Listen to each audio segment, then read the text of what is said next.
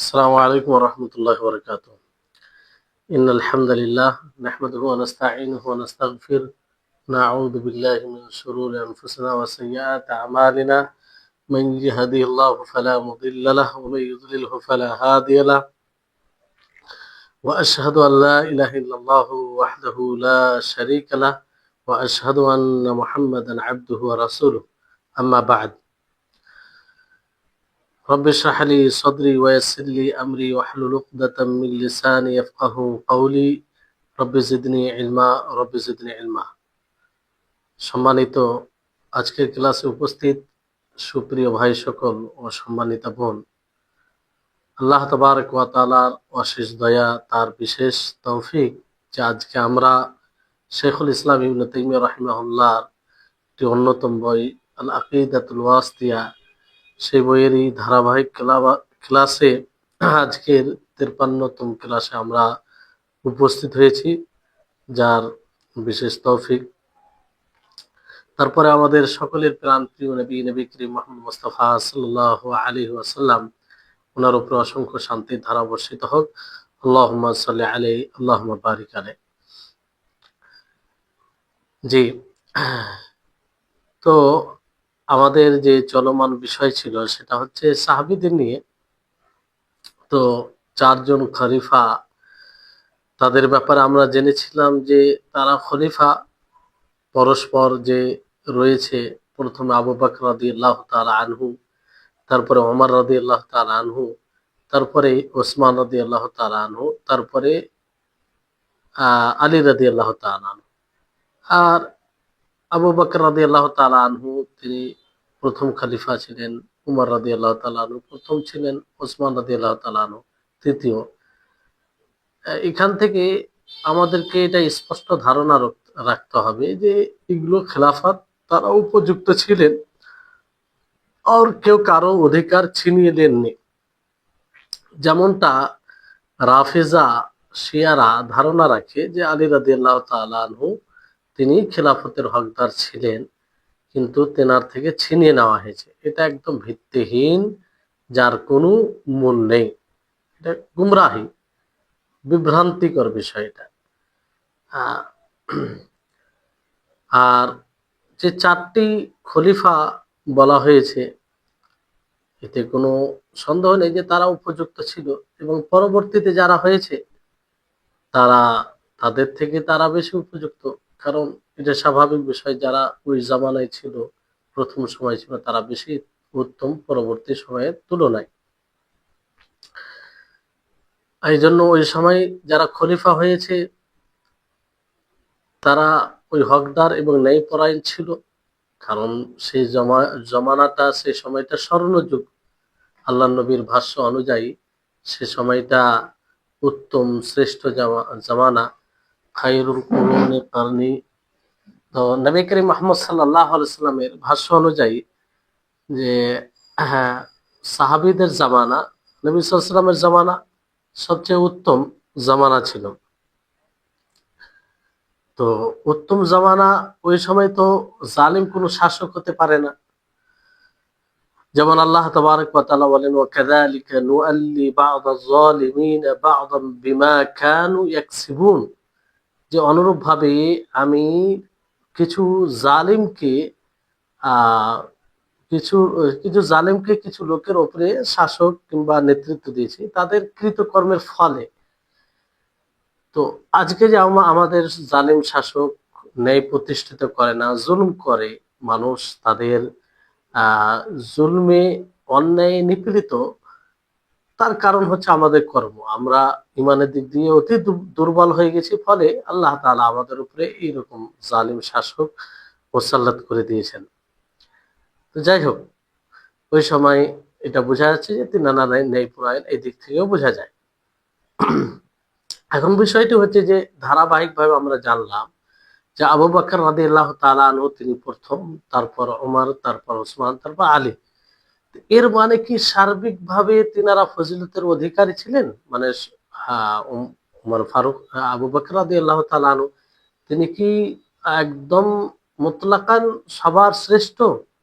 তো আবু বকর রাদিয়াল্লাহু তাআলা আনহু তিনার ব্যাপার বলা যেতে পারে। বাকি আরো রয়েছে। এমনি সার্বিকভাবে বলা যেতে পারে যে আবু বকর রাদিয়াল্লাহু তাআলা আনহু তিনি সবচেয়ে কল্যাণ ছিলেন, মানে উত্তম। তারপরে ওমর রাদিয়াল্লাহু তাআলা আনহু। তারপরে বিষয়টি হচ্ছে যে এটা আমভাবে একটা বলা যেতে পারে, কিন্তু কোনো বিষয়ে কেউ অগ্রাধিকার রাখতে পারে, কেউ কোনো বিষয়ে অগ্রাধিকার রাখতে পারে। এর মানে এটা নয় যে সমস্ত বিষয়ে সবকিছুতে এগিয়ে, এর এটা এটা অর্থ নয়। জি, তাহলে এই বিষয়টি আমাদেরকে খেয়াল রাখতে হবে। তবে আমভাবে যখন বলা হবে তখন এটাই যে আবু বকর রাদিয়াল্লাহু তাআলা আনহু সর্বশ্রেষ্ঠ, তারপরে ওমর রাদিয়াল্লাহু তাআলা আনহু, তারপরে ওসমান, তারপরে আলী রাদিয়াল্লাহু তাআলা আনহু।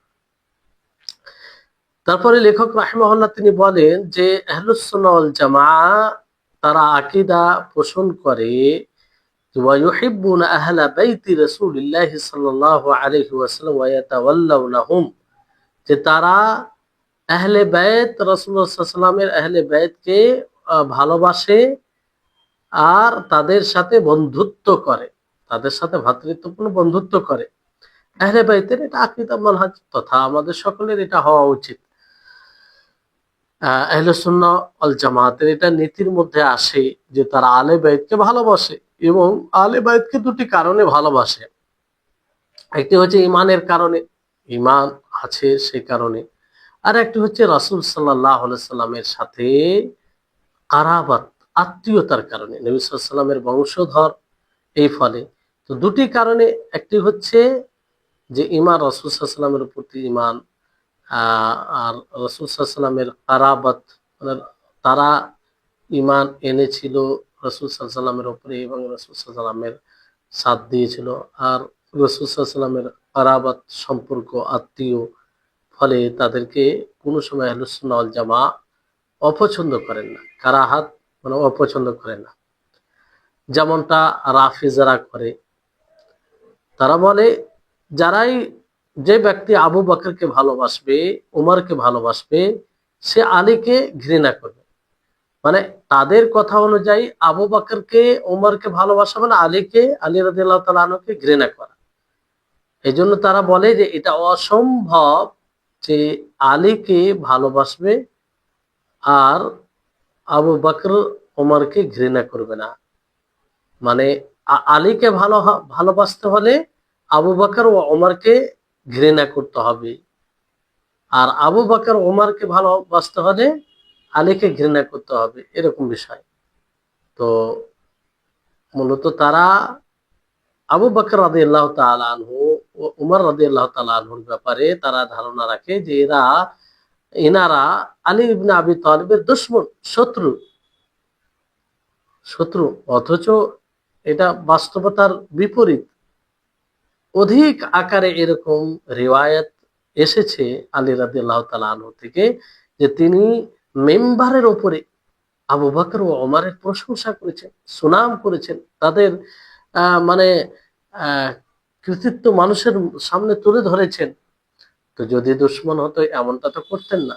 আর এটা একটি রিওয়ায়াত নয়, বরং এত অধিক আকারে এইরকম কথা আলী রাদিয়াল্লাহু তাআলা আনহু থেকে এসেছে, যেটাকে মিথ্যা বলা কোনো মতেই আহ সম্ভব নয়। তো আমরা বলবো যে আমরা আল্লাহ তাআলাকে সাক্ষী দিব এই কথার উপরে যে আমরা আহলে বায়তকে ভালোবাসবো। এবং আহলে বায়তকে ভালোবাসবো কেন? এক নবী সাল্লাল্লাহু আলাইহি ওয়াসাল্লামের বংশধর, তার আত্মীয়। তো আমরা আল্লাহ তাআলাকে ভালোবাসতে গিয়ে তাদেরকে ভালোবাসবো, তার রাসূলকে ভালোবাসতে গিয়ে আমরা তাদেরকে ভালোবাসবো। আল্লাহর জন্য তাদেরকে ভালোবাসা, কারণ আল্লাহ তাআলার হুকুম, এটা ইমানের অবিচ্ছিন্ন অংশ তাদেরকে ভালোবাসা। জি। আর তার আহলে বাইত বলতে তার বংশধর, আর বংশধরের মধ্যে তিনার স্ত্রীগণকেও সামিল করা হয়েছে, অন্তর্ভুক্ত করা হয়েছে। এটা কোরআন থেকে প্রমাণিত। কোরআনে যদি আপনি সূরা আহজাবের 28 থেকে 33 নম্বর আয়াত পড়েন, তো ওখানে দেখতে পাবেন যে আয়াতে নবী সাল্লাল্লাহু আলাইহি ওয়াসাল্লামের স্ত্রীগণের ব্যাপারেও বলা হয়েছে। জি, নবী সাল্লাল্লাহু আলাইহি ওয়াসাল্লামের স্ত্রীগণের ব্যাপারে বলা হয়েছে। হুম, বলা হয়েছে ইয়া নিসা নবী লাস্তুন্না কা আহাদিন মিনান নিসা, যে তোমরা যে হে নবীগণ, নবীর স্ত্রীগণ, যে তোমরা অন্য মেয়েদের মতো নও, অন্য মেয়েদের মতো নয় যদি তোমরা তাকওয়া অবলম্বন করো। তো এভাবে বলা হয়েছে এবং তাদেরকে বাড়িতে অবস্থান করতে বলা হয়েছে বিশেষভাবে। তো যাই হোক, এই নবীগণের স্ত্রী তারাও আলে বেতে অন্তর্ভুক্ত, তো তাদেরকেও ভালোবাসতে হবে। আর এতে শামিল নবী সাল্লাল্লাহু আলাইহি ওয়াসাল্লামের আলে বেতের মধ্যে অন্তর্ভুক্ত তারা, এতে কোনো সন্দেহ নেই। অনুরূপভাবে এতে তার আত্মীয় যেগুলো রয়েছেন, ফাতেমা, তিনার কন্যা, আলী, হাসান, হোসেন, আলী তো ওনার জামাইও ছিলেন, নবী সাল্লাল্লাহু আলাইহি ওয়াসাল্লামের হাসান হোসেন, নবী সাল্লাল্লাহু আলাইহি ওয়াসাল্লামের লাতি, আর এইভাবে আব্দুল মুত্তালিব, আব্বাস বিন আব্দুল মুত্তালিব নবী সাল্লাল্লাহু আলাইহি ওয়াসাল্লামের চাচা ছিলেন, এবং তার ছেলে যারা নবী সাল্লাল্লাহু আলাইহি ওয়াসাল্লামের কাকাতো ভাই ছিলেন, যারা মুমিনের ছিল, তারা এর অন্তর্ভুক্ত। তো আমরা তাদেরকে ভালোবাসবো রাসূল সাল্লাল্লাহু আলাইহি ওয়াসাল্লামের আত্মীয়তার কারণে, এবং তাদের আল্লাহর উপরে ঈমান আনার কারণে, দুটি কারণে। যে তারা নবী সাল্লাল্লাহু আলাইহি ওয়াসাল্লামের আত্মীয়, তো আমরা যদি নবীকে ভালোবাসি, তার আত্মীয়কে ভালোবাসতে হবে। আর তাদেরকে ভালোবাসা, নবী সাল্লাল্লাহু আলাইহি ওয়াসাল্লাম হুকুম যে তাদেরকে ভালোবাসতে হবে, আর তারাই আল্লাহর উপরে ঈমান এনেছিল, এই ক্ষেত্রে ভালোবাসবো। তো হ্যাঁ, ভালোবাসবো কিসের ভিত্তিতে? যে এক তো নবী সাল্লাল্লাহু আলাইহি ওয়াসাল্লামের আত্মীয়তা, দ্বিতীয় হচ্ছে তারা আল্লাহর উপরে ঈমান এনেছে। যদি তারা কাফের হয়, তো আমরা তাদেরকে ভালোবাসবো না, যতই রাসূলের কাছের হোক না কেন। যতই রাসূল সাল্লাল্লাহু আলাইহি ওয়াসাল্লামের কাছের হোক না কেন, তাকে আমরা ভালোবাসবো না। যেমন আবু লাহাব, রাসূল সাল্লাল্লাহু আলাইহি ওয়াসাল্লামের চাচা, তাকে কোনো অবস্থায় ভালোবাসা যাবে না, বরং তার প্রতি ঘৃণা রাখতে হবে, বিদ্বেষ রাখতে হবে। হ্যাঁ, কারণ সে কাফির ছিল, তার কুফরির কারণে তাকে ভালোবাসা যাবে না। অথচ নবী সাল্লাল্লাহু আলাইহি ওয়াসাল্লামের চাচা, কারণ সে নবী সাল্লাল্লাহু আলাইহি ওয়াসাল্লামকে কষ্ট দিয়েছে, নবী সাল্লাল্লাহু আলাইহি ওয়াসাল্লামকে ব্যথা দিয়েছে, নবী সাল্লাল্লাহু আলাইহি ওয়াসাল্লামের উপরে নানা রকম ভাবে অন্যায় জুলুম করেছে। অনুরূপ ভাবে আবু তালিবকে ভালোবাসা যাবে না। আবু তালিবকে কেন যাবে না? সে ইসলাম গ্রহণ করেনি, ইসলামে দীক্ষিত হয়নি, তার কুফরের কারণে তাকে ভালোবাসা যাবে না। কিন্তু আবু তালিব যে সব কর্মগুলো করেছিল, নবী সাল্লাল্লাহু আলাইহি ওয়াসাল্লামের সাথ দিয়েছিল, সেগুলোকে আমরা ভালোবাসবো, সেই কর্মগুলোকে, যে নবী সাল্লাল্লাহু আলাইহি ওয়াসাল্লামের প্রোটেকশনে, নবী সাল্লাল্লাহু আলাইহি ওয়াসাল্লামের সমর্থন বলতে, যে কেউ তার উপরে ক্ষতি করতে চাইলে সে দাঁড়াতো ভাতিজার পক্ষ হয়ে। তো এগুলোকে আমরা ভালোবাসবো। নবী সাল্লাল্লাহু আলাইহি ওয়াসাল্লামের পক্ষ থেকে ডিফেন্স করেছে, প্রতিরোধ করেছে, এগুলোকে আমরা ভালোবাসবো। কিন্তু ব্যক্তিগতভাবে তাকে ভালোবাসা যাবে না, কারণ সে কাফের ছিল, সে কাফের ছিল। তো লেখক রাহিমাহুল্লাহ বলেন ওয়ায়াতাওয়াল্লাউনাহুম, যে তাদেরকে ভালোবাসা, তাদের সাথে বন্ধুত্ব করা, তাদেরকে বন্ধু। ওলি, ওলি থেকে আউলিয়া, ওলি এটা কয়েক অর্থে আসে। দোস্ত, বন্ধুকেও বলা হয়, আত্মীয়, কাছের লোককে বলা হয়, আর যাকে কোনো বিষয়ের নেতৃত্ব দেওয়া হয় তাকেও বলা হয়। এক কথায় সহযোগিতা, বন্ধুত্ব, এগুলো সব এর অন্তর্ভুক্ত হয়। যে নবী সাল্লাল্লাহু আলাইহি সাল্লামের সহযোগিতা করেছে, মানে নবী সাল্লাল্লাহু আলাইহি সাল্লামের যারা আহলে বাইতের মধ্যে রয়েছে, তাদেরকে, তাদের সহযোগিতা করতে হবে, তাদের সাথে বন্ধুত্ব রাখতে হবে, তাদেরকে ভালোবাসতে হবে।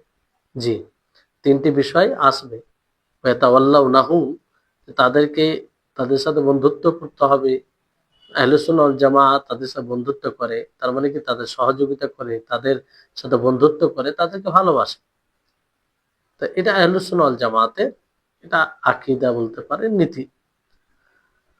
তারপরে লেখক রাহিমাহুল্লাহ তিনি বলছেন ওয়ায়াহফাজুনা ফীহিম ওয়াসিয়াতা রাসূলুল্লাহ সাল্লাল্লাহু আলাইহি ওয়াসাল্লাম হাইথু ক্বালা ইয়াওমা গাদির খাম উযাক্কিরুকুমুল্লাহ ফি আহলি বাইতি, যে তারা রাসূল সাল্লাল্লাহু আলাইহি সাল্লামের ওয়াসিয়তের হেফাজত করে, তাদের মধ্যে রাসূল সাল্লাল্লাহু আলাইহি ওয়াসাল্লাম যা ওয়াসিয়ত করেছেন তাদের ব্যাপারে, সেটার হেফাজত করে। যেমন গাদির, ইয়মে গাদির খাম, মানে গাদির খাম খাম এক ব্যক্তির নাম।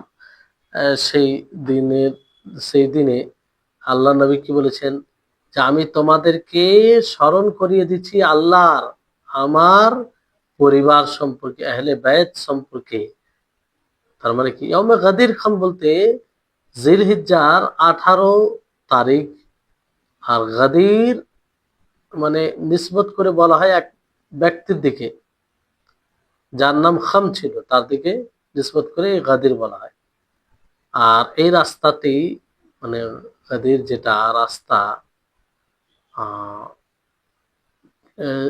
ইয়মে গাদির গাদির খাম যেটা রাস্তা মক্কা মদিনার মাঝে জোহফার নিকটে রাসূল সাল্লাল্লাহু আলাইহি সাল্লাম সেখানে হাজ্জাতুল ওয়াদা থেকে ফিরে আসার পথে অবতরণ করেছিলেন এবং মানুষকে সম্বোধন করেছিলেন, খুতবা দিয়েছিলেন। তিনি খুতবা দিতে গিয়ে তিনি বলেন উযাক্কিরুকুমুল্লাহ উযাক্কিরুকুমুল্লাহ ফি আহলি বাইতি, যে আমি তোমাদেরকে আমার পরিবার আমার আহলে বাইত সম্পর্কে আল্লাহর স্মরণ করিয়ে দিচ্ছি। অর্থাৎ তোমরা আল্লাহকে স্মরণ করো, তার ভয়কে স্মরণ করো, আর তার ইন্তেকাম প্রতিশোধকে স্মরণ করো যদি তোমরা আলে বাইতের হককে নষ্ট করো। আর তার রহমতকে স্মরণ করো, তার সওয়াবকে স্মরণ করো। যদি তোমরা তাদের হক আদায় করো তাহলে তার সওয়াব রয়েছে, রহমত, আল্লাহ তাআলার রহমত হবে, এটাকে স্মরণ করো। তো এই হচ্ছে বিষয়। এখানে তো এখানে এটা যেটা নবী সাল্লাল্লাহু আলাইহি ওয়াসাল্লাম এইভাবে ওসিয়ত করেছেন, তার মানে ওসিয়ত করেছেন, তো এটার হেফাজত আহলুস সুন্নাহ ওয়াল জামাআহ এটাকে স্বীকার করেন, মানেন, বলেন। অনুরূপভাবে লেখক রাহিমাহুল্লাহ তিনি বলেন وقال أيضا للعباس عمه وقد اشتكى إليه أن بعض قريش يجفو بني هاشم فقال والذي نفسي بيده لا يؤمنون حتى يحبوكم لله ولقرابته। তিনি বলেন যে অনুরূপভাবে আব্বাসের যে আব্বাস রাদিয়াল্লাহু তাআলা, যিনি নবী সাল্লাল্লাহু আলাইহি ওয়াসাল্লামের চাচা ছিলেন, তিনি অভিযোগ করেন যে কিছু কুরাইশ বানু হাশিমের উপরে কি করে, বানু হাশিমকে অপছন্দ করে, কিছু কুরাইশ অপছন্দ করে। তা আল্লাহ নবী কি বলেন যে ওই সত্তার কসম যার হাতে আমার প্রাণ রয়েছে, যার হাতে আমার জান রয়েছে, তারা অতক্ষণ পর্যন্ত মুমিন হতে পারবে না যতক্ষণ পর্যন্ত তারা তোমাদেরকে আল্লাহর জন্য এবং আমার আত্মীয়তাকে সামনে রেখে তোমাদেরকে ভালো না বাসবে। তাহলে এখান থেকে স্পষ্ট যে আহলে বাইতকে ভালোবাসতে হবে। আল্লাহ নবী স্পষ্ট ভাবে বললেন ঘৃণা করা যাবে না, যে যা ওই সত্তার কসম যার হাতে আমার জান রয়েছে, তারা অতক্ষণ পর্যন্ত মুমিন হবে না যতক্ষণ পর্যন্ত তারা তোমাদেরকে, আল্লাহ নবী যারা আব্বাস তিনি যে অভিযোগ করেছেন, তিনি বললেন যে তারা তোমাদেরকে আল্লাহর জন্য এবং আমার আত্মীয়তার জন্য, নবী সাল্লাল্লাহু আলাইহি ওয়াসাল্লাম আত্মীয়তার জন্য ভালো না বাসবে। জি, তো এই হচ্ছে হাশিম, এটা রাসূল সাল্লাল্লাহু আলাইহি সাল্লামের আব্বার দাদা, যেটা আলে বাইত এখান থেকে পড়ে হাশিম। তো রাসূল সাল্লাল্লাহু আলাইহি সাল্লামের কসম খেয়ে বলেছেন তারা মুমিন হবে না, মানে তাদের ঈমান পরিপূর্ণ হবে না যতক্ষণ পর্যন্ত আলে বাইতকে না ভালোবাসবে। আর আলে বাইতকে ভালোবাসবে কিসের জন্য? আল্লাহর জন্য, আল্লাহর জন্য। জি, আর এই ভালোবাসা অন্য মুমিনদের উপরেও থাকবে, যে আল্লাহর উপরে ঈমান নিয়ে আসার কারণে। কিন্তু আলে বাইত তাদেরকেও ভালোবাসতে হবে বিশেষভাবে। ওই জন্য অনেক কারাবাতি, যেহেতু নবী সাল্লাল্লাহু আলাইহি ওয়াসাল্লাম আত্মীয়তার মধ্যে পড়েন। আল্লাহর জন্য ভালোবাসতে হবে সমস্ত মুমিনকে, কিন্তু সমস্ত মুমিনকে যে ভালোবাসা হবে সেই ভালোবাসার অতিরিক্ত হবে নবী সাল্লাল্লাহু আলাইহি ওয়াসাল্লামের আলে বাইতের সাথে। কারণ অন্য মুমিনদেরকে আল্লাহর জন্য ভালোবাসতে তো হবেই, কিন্তু কারাবাত অতিরিক্ত যেটা বেশি নবী সাল্লাল্লাহু আলাইহি ওয়াসাল্লামের আত্মীয়তা হওয়ার কারণে আরো বেশি ভালোবাসতে হবে। এই জন্য আহলে বাইতকে খাস করে বলা হয়েছে যে কারাবাতুন নবী সাল্লাল্লাহু আলাইহি ওয়াসাল্লাম, নবী সাল্লাল্লাহু আলাইহি ওয়াসাল্লামের আত্মীয়তার কারণে। তো এখানে আব্বাস বিন আব্দুল মুত্তালিব তার কথা যে ইন্না বাদা কুরাইশ আজফু বানি হাশিম, যে কিছু কুরাইশ তারা বানু হাশিমকে অপছন্দ করে। তো এটা দলিল এই কথার উপরে যে আলে বাইতকে নবী সাল্লাল্লাহু আলাইহি ওয়াসাল্লামের জীবদ্দশায় অনেকেই কি করত, ঘৃণা করত, অপছন্দ করত। আর এটা স্বাভাবিক বিষয়, মানে মানুষের মধ্যে হিংসা রয়েছে, সেই সময় হিংসা হতো, অনেকেই অপছন্দ করত। মানুষের প্রতি হিংসা না দেখতে পারা এটা রয়েছে। তো ওই অনুযায়ী কিছু কুরাইশদের মধ্যেই কিছু মানুষ বানু হাশিমকে অপছন্দ করত। ওই ব্যক্তি ছাড়া যাকে আল্লাহ তাআলা মানে হেফাজতে রেখেছেন সে করতো না, কিন্তু বেশিরভাগ হিংসা করতো রাসূল সাল্লাল্লাহু আলাইহি সাল্লামের বাইতের আলে বাইতের সাথে। কারণ আল্লাহ তাবারক ওয়া তাআলা তাদেরকে বিশেষ নেয়ামত দিয়েছিলেন। একটা নবী সাল্লাল্লাহু আলাইহি সাল্লামের আত্মীয়তা, হ্যাঁ, আর নবী সাল্লাল্লাহু আলাইহি সাল্লামের আত্মীয়তা, এই জন্য হিংসা করত। এই জন্য হিংসা করত। কুরাইশের মধ্যে, তারাও কুরাইশের মধ্যে ছিল, কিন্তু বানু হাশিমের মধ্যে পড়তো না। বানু হাশিমের মধ্যে পড়তো না। আর বানু হাশিম হচ্ছে নবী সাল্লাল্লাহু আলাইহি সাল্লামের আলের মধ্যে পড়ে। বানু হাশিম এটা নবী সাল্লাল্লাহু আলাইহি সাল্লামের এতে পড়ে। তারপরে লেখক রাহিমাহুল্লাহ তিনি বলেন যে ইন্নাল্লাহ আস্তাফা বানি ইসমাইল ওয়াস্তাফা মিন বানি ইসমাইল কিনানা ওয়াস্তাফা মিন কিনানাতা কুরাইশান ওয়াস্তাফা মিন কুরাইশ বানি হাশিম ওয়াস্তাফানি মিন বানি হাশিম। যে নিশ্চয় আল্লাহ তাবারক ওয়া তাআলা বানু ইসরাইলকে চয়ন করেছেন, তারপর বানু ইসরাইলের মধ্যে কেনানাকে চয়ন করেছেন, কেনানার মধ্যে কুরাইশকে আল্লাহ তাআলা চয়ন করেছেন, কুরাইশের মধ্যে আল্লাহ তাআলা বানু হাশিমকে চয়ন করেছেন, আর বানু হাশিমের মধ্যে নবী সাল্লাল্লাহু আলাইহি ওয়াসাল্লাম বলছেন যে আমাকে চয়ন করেছেন। তো বানু হাশিম, এখান থেকে বোঝা যাচ্ছে যে এটা দলিল, বানু হাশিম এটা আল্লাহর নিকটে চয়নকৃত, মুস্তাফা, চয়নকৃত। আল্লাহর মাখলুকের মধ্যে বানু হাশিমকে তিনি চয়ন করেছেন আল্লাহ তাবারক ওয়া তাআলা, মুখতার, মুস্তাফা আল্লাহ তাআলার নিকটে। তো আহলুস সুন্নাহ ওয়াল জামাতের আকীদা হচ্ছে আলে বাইতের সাথে যেটা সম্পৃক্ত, যে তারা আহলুস সুন্নাহ ওয়াল জামাত তারা তাদেরকে ভালোবাসে, তাদের সাথে বন্ধুত্ব করে এবং রাসূল সাল্লাল্লাহু আলাইহি সাল্লামের ওসিয়তের কি করে, হেফাজত করে। হ্যাঁ,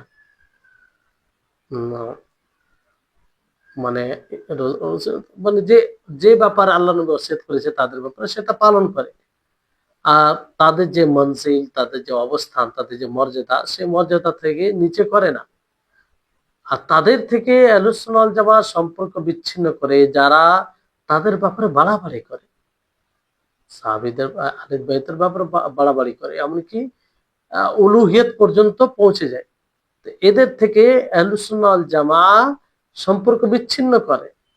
যেমন আব্দুল্লাহ ইবনে সাবা আলী ইবনে আবি তালিবের ব্যাপারে কি বলেছিল?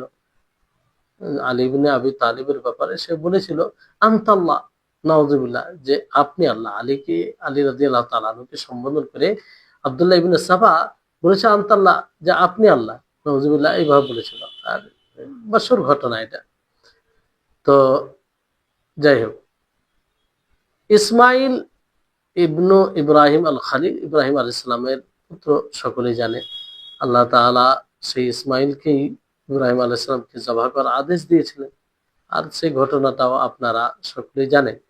কেনানা এটা রাসূল সাল্লাল্লাহু আলাইহি সাল্লামের 14তম বাপ, 14তম দাদা। তো আবুর রাবি 14তম, জি, কেনানা। কুরাইশ এটা রাসূল সাল্লাল্লাহু আলাইহি সাল্লামের 11তম দাদা।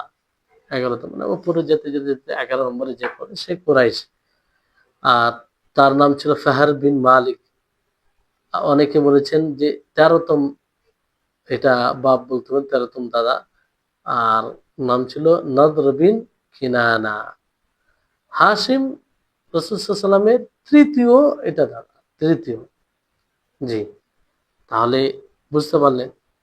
এই জন্য নবী সাল্লাল্লাহু আলাইহি ওয়াসাল্লাম হাদিসের মধ্যে কি বলেন যে আল্লাহ তাআলা মখলুকের মধ্যে বানু ইসরাইলকে চয়ন করেছেন।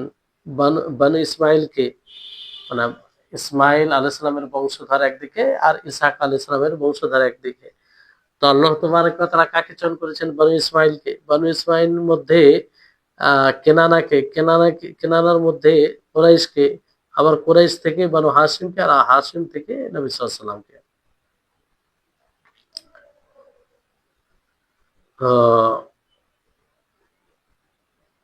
তারপরে লেখক রাহিমাহুল্লাহ তিনি বলেন যে ওয়ায়াতাওয়াল্লাউনা আজওয়াজা রাসূলিল্লাহ সাল্লাল্লাহু আলাইহি ওয়াসাল্লাম উম্মাহাতুল মুমিনিন, যে তারা রাসূল সাল্লাল্লাহু আলাইহি ওয়াসাল্লামের স্ত্রীগণকে ভালোবাসে।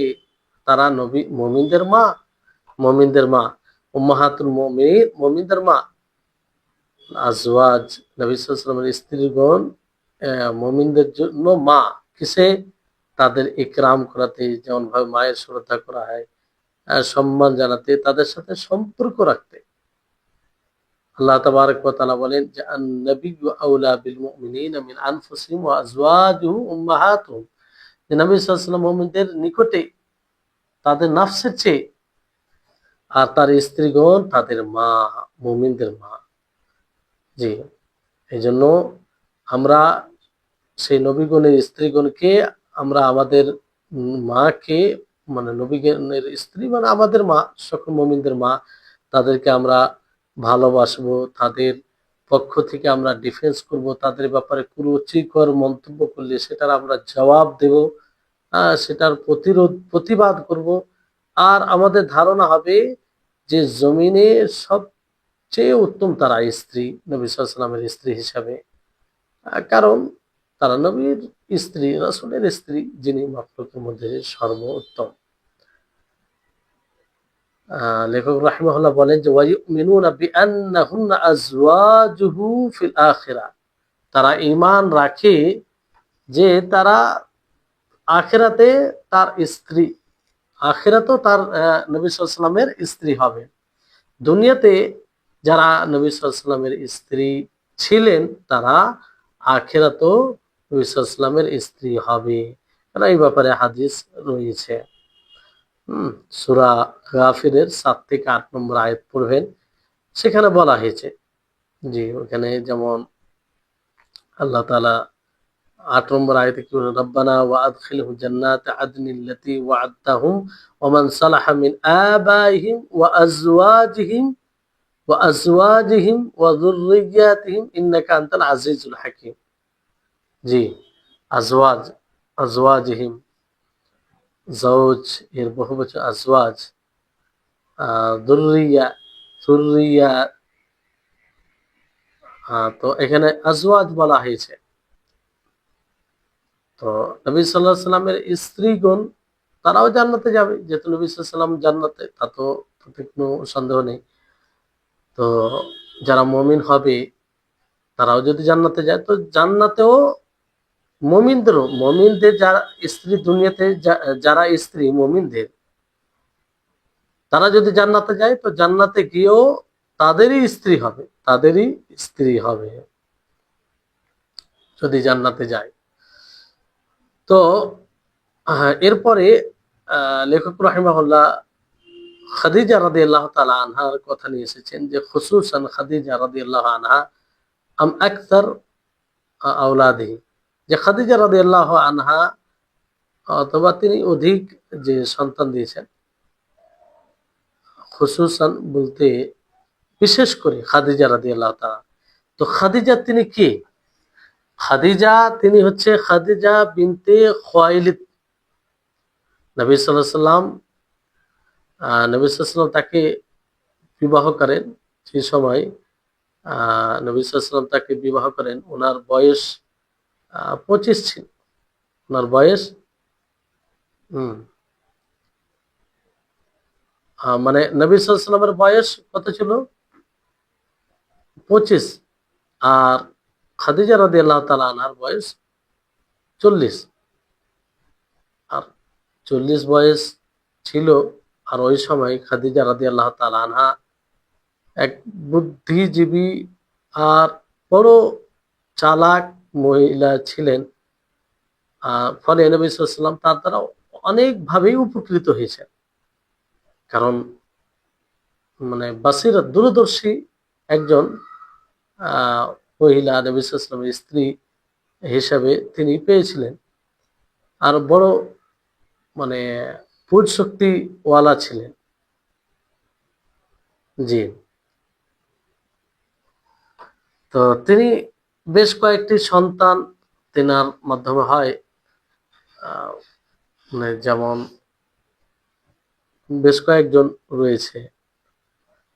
ওনার খাদিজা রাদিয়াল্লাহু তাআলা আনহার যে সন্তানগুলির মধ্যে নবী সাল্লাল্লাহু আলাইহি ওয়াসাল্লামের মধ্যে, সেটা দুটো হচ্ছে দুটো ছেলে আর চারটা মেয়ে, কাসিম ও আব্দুল্লাহ, যে দুজনেই মারা গেছিলেন। যাকে তিব বলা হয় কিংবা তাহির বলা হয়, তিব ও তাহির ও বলা হয়। আর মেয়ের সন্তানদের মধ্যে জাইনাব, উম্মে কুলসুম, ফাতেমা, তারপর রুকাইয়া। আর সব থেকে বড় যে যিনি সন্তান ছিলেন তিনি হচ্ছেন কাসিম। আর সবচেয়ে বড় যিনি ছিলেন মেয়েদের মধ্যে, মেয়ের সন্তানের মধ্যে জাইনাব। ইনি হচ্ছেন খাদিজা রাদিয়াল্লাহু তাআলা আনহা, যার মোট ৬টি সন্তান ছিল নবী সাল্লাল্লাহু আলাইহি ওয়াসাল্লাম থেকে। দুটো ছেলে আর দুটো মেয়ে। দুটো ছেলে, একজন আব্দুল্লাহ আর একজন কাসিম। কাসিম বড়, তারপর আব্দুল্লাহ, দুজনে মারা গেছেন, যাকে তিব ও তাহির বলা হয়। আর ৪টি মেয়ে, সবচেয়ে বড় জাইনাব, তারপর উম্মে কুলসুম, তারপর ফাতিমা, তারপর রুকাইয়া। জি। তো সর্বপ্রথম নবী সাল্লাল্লাহু আলাইহি ওয়াসাল্লামের উপরে যিনি ঈমান আনেন, তিনি হচ্ছেন যে তিনি কে? তিনি হচ্ছেন খাদিজা রাদিয়াল্লাহু তাআলা আনহা। সাল্লামের উপরে সর্বপ্রথম যিনি ঈমান আনেন তিনি খাদিজা রাদিয়াল্লাহু তাআলা। আর সেই বিষয়ে তিনি সহযোগিতাও করেন। কারণ নবী সাল্লাল্লাহু আলাইহি ওয়াসাল্লাম যখন গারে হিরায় যেতেন, প্রথম যখন ওহী নাজিল হয় নবী সাল্লাল্লাহু আলাইহি ওয়াসাল্লামের উপরে, তো তিনি ভয়ভীত হয়ে গেছিলেন। কারণ হঠাৎ করে এরকম অলৌকিক বিষয়। তো এই সময় খাদিজা রাদিয়াল্লাহু তাআলা আনহা তিনি উৎসাহ প্রদান করেছিলেন, নবী সাল্লাল্লাহু আলাইহি ওয়াসাল্লামের পাশে দাঁড়িয়েছিলেন। তিনি বলেছিলেন যে আহ মানে গারে হিরাতে তিনি যেটা দেখেন জিবরিল আলাইহিস সালামকে তার আসল রূপে আর ওহী হয়, সেটা তিনি শুনে মানে ভয়ভীত ছিলেন। তো খাদিজা রাদিয়াল্লাহু তাআলা আনহা তিনি ওই সময় কি বললেন?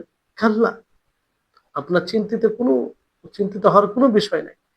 ওয়াল্লাহি লা ইউখজিকাল্লাহু আবাদা, যে আল্লাহ তাআলা আপনাকে কখনো লাঞ্ছিত করবেন না।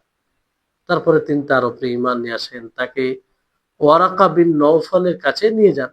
ওয়ারাকা বিন নওফল একজন পূর্বের কি ছিল, ধার্মিক মানুষ ছিল। তেনাকে পুরো ঘটনা বলা হয়।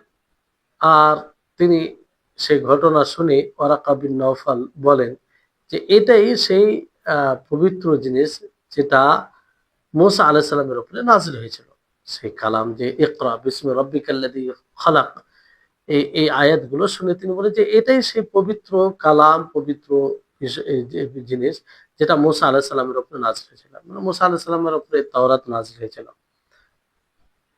জি। নামুস বলতে,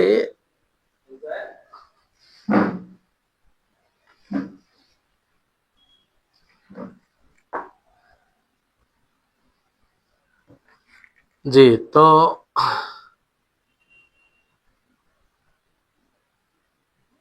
মানে নামুস একটি গোপনীয় বিষয়, যে গোপন বিষয় রাখে, যার কাছে গোপন বিষয় থাকে তাকে নামুস বলা হয়। তো ওয়ারাকা বিন নওফল তিনি ঈমান এনেছিলেন। এই জন্য বলা যেতে পারে, আমরা বলতে পারি যে মহিলাদের মধ্যে সর্বপ্রথম যিনি নবী সাল্লাল্লাহু আলাইহি সাল্লামের উপরে ঈমান এনেছিলেন তিনি হলেন খাদিজা রাদিয়াল্লাহু তাআলা আনহা। আর পুরুষদের মধ্যে সর্বপ্রথম যিনি ঈমান এনেছিলেন তিনি হচ্ছেন ওয়ারাকা বিন নওফল। আহ খাদিজা রাদিয়াল্লাহু তাআলা আনহা তিনি পুরোপুরি নবী সাল্লাল্লাহু আলাইহি সাল্লামের সহযোগিতা করেছিলেন। হ্যাঁ।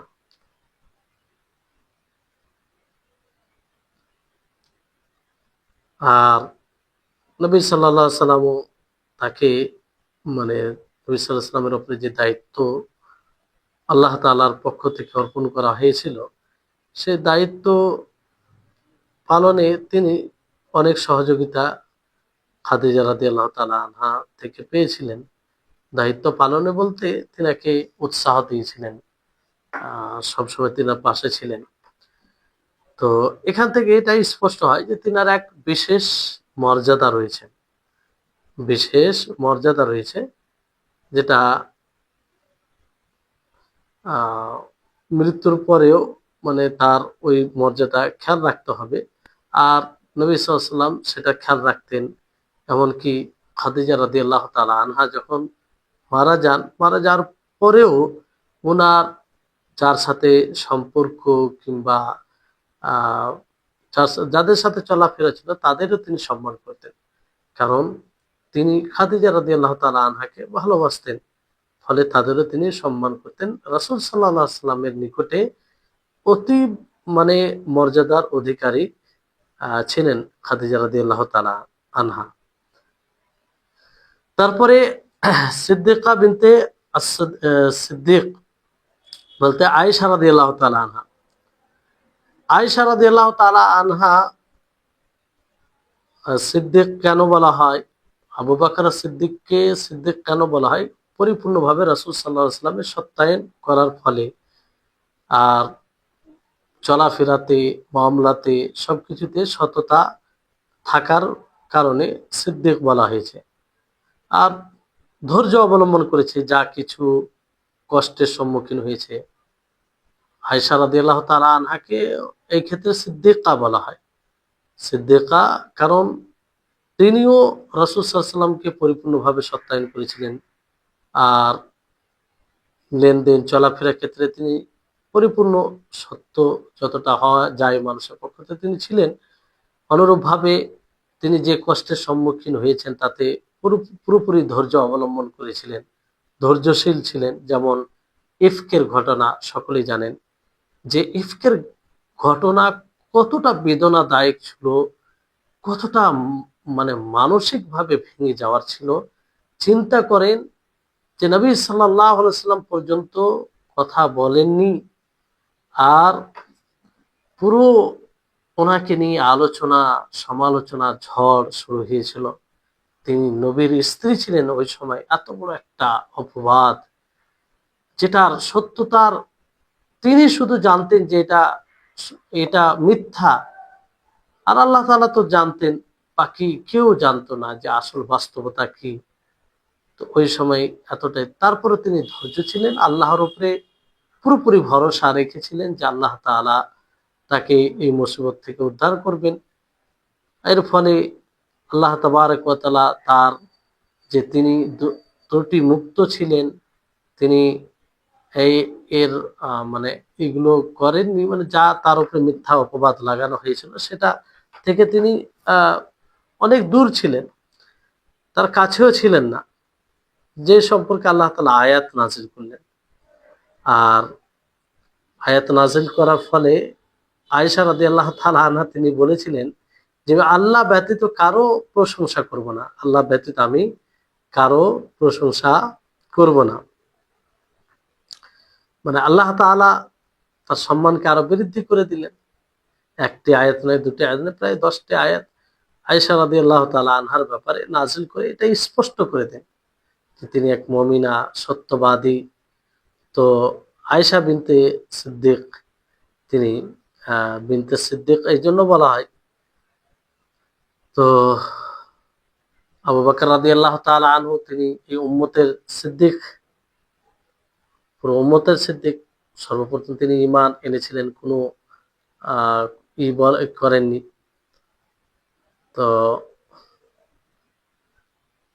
এবার এখানে বিষয় যেটি আরেকটি আসে যে আয়েশা রাদিয়াল্লাহু তাআলা আনহার ফজিলত বেশি না খাদিজা রাদিয়াল্লাহু তাআলা আনহার ফজিলত বেশি? তো আয়েশা রাদিয়াল্লাহু তাআলা আনহার ফজিলত অন্য মহিলাদের ব্যাপারে নবী সাল্লাল্লাহু আলাইহি ওয়াসাল্লাম যেমন একটি হাদিসে বলেন যে ফাদলু আয়েশাতা আলা নিসা কা ফাদলি সারিদ আলা সাইরি তাআমি। আয়েশা রাদিয়াল্লাহু তাআলা আনহার ফজিলত শ্রেষ্ঠত্ব অন্য মহিলাদের উপরে এমনই যেমন সারিদ এক প্রকার খাবার সমস্ত খাবারের উপরে, সারিদ খাবারটি উত্তম। তো এখান থেকে আমভাবে নবী সাল্লাল্লাহু আলাইহি ওয়াসাল্লাম কি বলেছেন যে আয়েশা রাদিয়াল্লাহু তাআলা আনহা সবচেয়ে উত্তম মহিলা, উত্তম, সবার চেয়ে বেশি ফজিলতের অধিকারী সমস্ত,